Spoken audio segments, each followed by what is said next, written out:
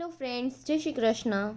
તો આજે બા તમને શીંગ એટલે કે માંડવી અને દૂધની મલાઈમાંથી એકદમ યુનિક મીઠાઈની રેસીપી બનાવતા શીખવાડશે. અને જો આ મીઠાઈ તમે પહેલી વાર પણ બનાવશો ને તો પણ પરફેક્ટ બનશે અને મોઢામાં મૂકતા જ પાણી થઈ જશે.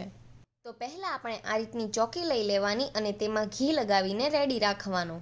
અને જો તમારી પાસે ચોકી ન હોય ને તો થાળીને પણ આ રીતે ઘીથી ગ્રીસ કરી શકો છો. અને આ રીતના 2 ચમચી ઘી લગાવીને ગ્રીસ કરીને મૂકી દેવાની. તો અહીંયા બાએ પોણા બાઉલ જેટલા શિંગદાણા લીધા છે, જેને શેકીને તેના ફોફા કાઢી લીધા છે. તો આ રીતે શીંગ શેકી અને ફોફા કાઢીને જ લેવાની. અને તમારે જે માપથી બનાવવી હોય ને એ રીતે 1 બાઉલ ભરીને શીંગથી માપ લેવાનું. તો હવે શીંગને આપણે મિક્સરની જારમાં ક્રશ કરી લેવાની છે. તો મિક્સરને આપણે ચાલુ બંધ કરીને ક્રશ કરવાનું છે, એકધારું નથી ચલાવવાનું, નહીતર તો પેસ્ટ બની જશે. અહીંયા ચાલુ બંધ કરીને શીંગનો ભૂકો તૈયાર કરી લીધો છે. તો આ રીતે શીંગનો ભૂકો એકદમ પતલો અને છૂટો હોવો જોઈએ. અને શીંગનું તેલ છૂટું પડે ને એટલું બધું નથી પીસવાનો અને થોડો મોટો પણ ન રહેવો જોઈએ. તો અમે જે બતાવ્યું ને એ રીતે કરી લેવાનો, એ પરફેક્ટ છે. તો હવે તેનું આપણે બાઉલ ભરી લઈએ. તો અહીંયા 1 બાઉલ આપણે શીંગનો ભૂકો લીધો છે. તો હવે આપણે એક આ રીતની કડાઈ લઈ લેવાની છે અને તેમાં આપણે શીંગનો ભૂકો નાખી દેવાનો છે. અને તે જ બાઉલથી આપણે 1 બાઉલ જેટલી દળેલી ખાંડ લેવાની છે અને 2 મોટી ચમચી જેટલો ડ્રાય કોકોનટ.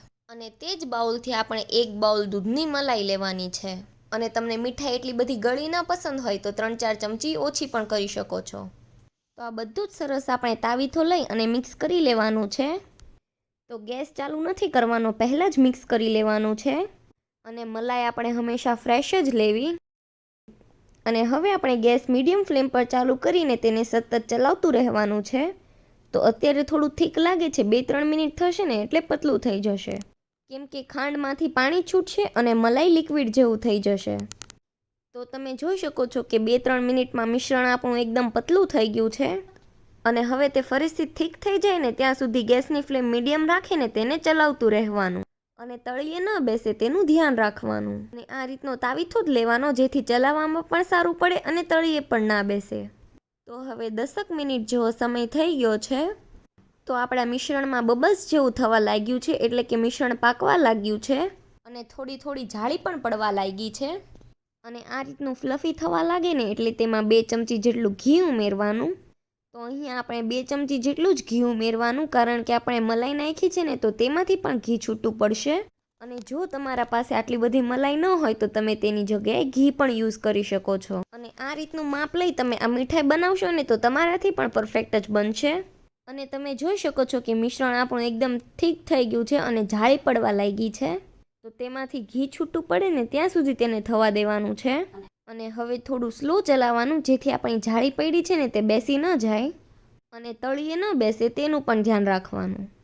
તો આપણા મિશ્રણમાંથી ઘી છૂટું પડવા લાગ્યું છે. તો હવે તેને આપણે નીચે ઉતારી લેશું.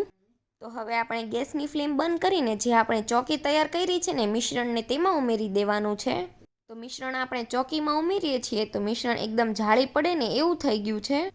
તો ચોકીને આપણે હલાવવાની નથી, તેના જાતે જ સેટ થવા દેવાનું છે. અને ગાર્નિશ માટે આપણે પિસ્તા અને બદામની સ્લાઈસ ઉમેરી દેવાની.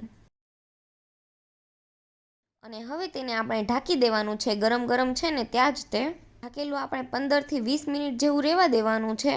થોડું ઠંડુ થાય ને એટલે પહેલાં આપણે કટ લગાવી લેવાનું છે. અને ઠંડુ થઈ જશે ને પછી કટ નહીં લાગે, એટલે 15થી 20 મિનિટ જેવું થાય ને ત્યાં જ કટ લગાવી લેવું. અને પછી તેને 1 કલાક સુધી સેટ થઈને ત્યાં સુધી રહેવા દેવાનું છે. અને કલાક જેવું થઈ ગયું છે અને આપણો મૈસૂર પાક સેટ થઈ ગયો છે. તો આપણે શીંગનો મૈસૂર પાક એટલો મસ્ત બન્યો છે ને કે તમે માંડવી પાક પણ ભૂલી જશો. અને મોઢામાં મૂકતા એકદમ ઓગળી જાય ને એવો બન્યો છે. અને તમને એકદમ સેમ કાજુ કતલી જેવો પણ લાગશે. તો કાજુ કતલી બધાની ફેવરેટ હોય તો તમે એકવાર આ રીતે શીંગનો મૈસૂર પાક બનાવીને ટ્રાય જરૂર કરજો. અને પછી અમને કોમેન્ટમાં પણ જણાવજો. અને જો તમને આ વિડીયો ગમ્યો હોય તો વિડીયોને લાઇક કરો, શેર કરો અને અમારી ચેનલને સબસ્ક્રાઈબ કરી દેજો. Thanks for watching.